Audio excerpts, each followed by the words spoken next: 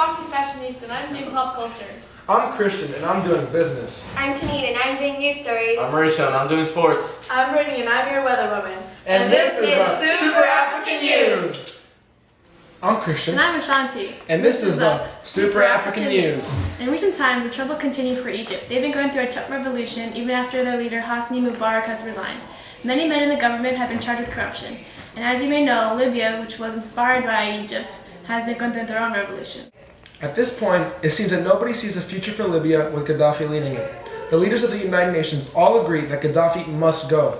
Even if Libya is left dysfunctional and vulnerable, the United Nations have said they will help rebuild Libya into a better nation.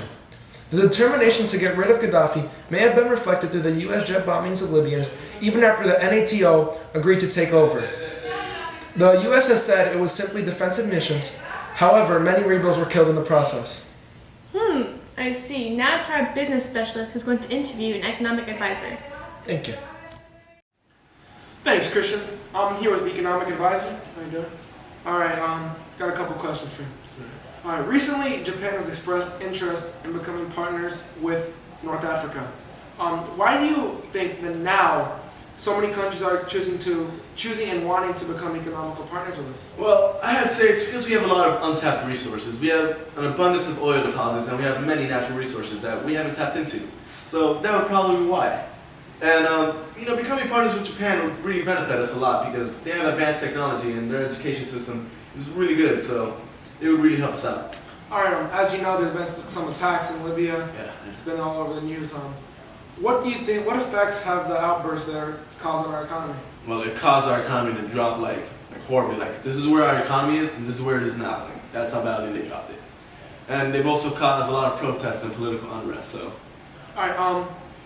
What do you think North Africa needs to do to help get it back on track economically? they need to create a lot more ties with other countries because the more help we have from other countries, the better we could become. So we could give them natural resources and oils that we have, and they could give us natural resources that we can't find here in Africa. So it would really be helpful. All right. Last question. Going back to Libya now. What do you think Libya needs to do to help stabilize their economy? Libya needs to create a private sector, which means that they need to create a national market and a domestic private industry, which would allow us to get our economy back on track. We've also recently made peace with the West, so that will really help us get our economy back. Yeah. All right, thank you for your time, man. No problem. I appreciate it. Now back to Christian. Thanks, Asim. Great stuff. Now to Janine with the interview with the Libyan rebel fighter via satellite. Thank you, Christian. I'm here with rebel fighter Puneet in Tripoli. Thank you for giving us your time to ask you some questions. So, why do you believe so strongly in this rebellion? I believe strongly in the rebellion because Gaddafi has taken Libya down all the wrong paths and has taken a lot away from my family. Our republic, he so likes to call it, resembles too much of a communist nation because of all the regulation he likes to put. Wow, is Libya used to conflict like this? It is no secret that Libya, as well as most of North Africa, has had many conflicts over power. In school, whenever you learn about the history of our land, you learn that there are many empires that come and take over North Africa. Because we're so close to Asia and Europe, they always fight over us and come and take over control. In around 3000 BC, the Egyptian Empire came to power and flourished by the Nile. And in around 8th century BC, the Carthaginians came and then took over. In around 122 BC, the Romans came, soon took over, and then flourished. And around 439 AD to 533 AD, the Carthaginians came back and took over from the Romans and spread the empire all the way to Mediterranean Europe. Soon after, the Byzantines came and took over North Africa. That's a lot of back and forth between powers. Is there more? But I'm not finished. Soon after the Byzantines, the Arabs came and brought Islam with them. Islam is now the main religion in North Africa. Soon, the countries in North Africa gained their independence, but we're still not free. We're plagued by poor leaders and corrupted government. So unless we change all that, we still cannot be free. Thanks, Puneet. Back to you, Christian. Thanks, Janine. Now to our sports segment. In Africa, the most popular sport is soccer. Ever since the World Cup, popularity in the sport has gone off the charts. In North Africa, tournaments have started to come up for more and more children to play and hone their skills in this wonderful sport. Not only is soccer popular in Africa, but also is track and field. Ever since schools started encouraging their students to participate in track, more and more athletes have been discovered. Wow, that's fantastic. What's that? Mauricio is interviewing a local soccer player. Off to you, Mauricio. Hey guys, I'm here with Jomo. How you doing, Jomo? Hello. He's a soccer expert and he's going to teach us all about the history of Africa with soccer. So, how did soccer start in Africa? Well, British came over to Africa, they imperialized us, and then the missionaries and the soldiers started playing what they called the football. After that, the natives started playing themselves, and they spread through Africa. How long did it take for it to spread? If I want to say a few decades or so. Yeah, after the natives started playing, a few decades passed, spread all over. I see. Do you know any other countries that have club teams or any other soccer teams earlier in the decades? Yeah, the French came during the 19th century, helped Algeria form a club. Really strong team as well. They made it pretty fun. But then after that, it was mostly just clubs in Africa that came in. A little bit of India here and there, but mostly African. Well, thank you for your time, Jomo. Oh, thank you. Back to you guys at the studio. Thank you, Mauricio. Good nuggets of information. Now to Brittany with the weather forecast. Hello, this is the African forecast. Closer to the Mediterranean Sea, there are cool breezes and a little precipitation, but there's a lot more rainfall during the winter. The weather right now is about 72 degrees, but closer to the Sahara Desert, which is the largest in the world, it's closer to 134 degrees Fahrenheit. It's so hot because of the Atlas Mountains, which does not allow the winds from the Atlantic Ocean over here into the country. Luckily, we have these Nile River and the Nizar Lake that allows a lot of water for irrigation and the land for water for people.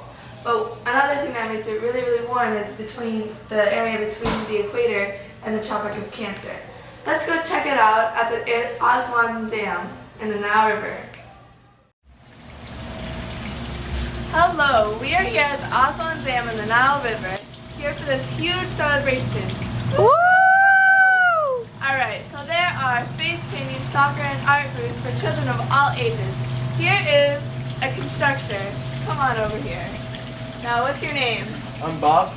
Oh, really? So what has the Aswan Dam done for the Nile River? It stopped flooding for 42 years. And what is it made of? Like, how did you construct it? Well, we started off at the rocks at the base of the mountain, and that's what we used for the base. Ah, so how long do you think it'll last? How much longer? At least another 100 years. Oh, good. So at least Yeah. we're safe for a long time. All right, thank you. Back to you now. Thanks, Brittany, for that great weather report. A little breeze definitely wouldn't hurt. Now off to Foxy Fashionista with the pop culture report. Thanks, Christian. So yesterday at the African Academy Movie Awards, Viva Viva, directed by Dejo Tunda, won first place, winning 6 out of 7 awards he was nominated for. Congrats to all the winners. Mudube Ojo, who is a gospel singer of 24 years, is releasing her 4th album. We're really excited to hear about that. On the topic of music, I'd like to welcome a rebel guitarist and singer, Masood Abu Asir. Yes, hello. Welcome.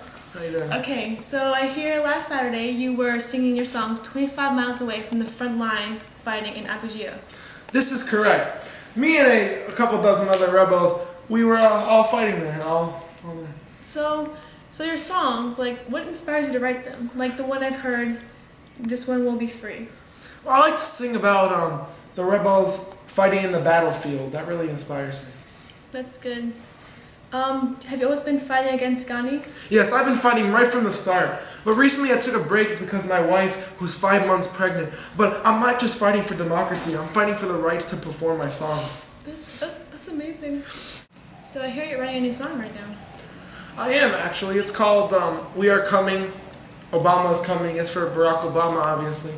It's to help create support and intensity here from the United States. Do you think he's gonna listen to that song? I sure hope so, because Barack Obama, president, and the United States, they really need to take action against Gaddafi. Well, I wish you the best of luck out there. Stay safe. Thank Yeah, you. I do. I wish you the same thing. Thank you. Now back to Christian. Thanks, Foxy. Well, that's all the time we have for the Super Africa news. So, good night.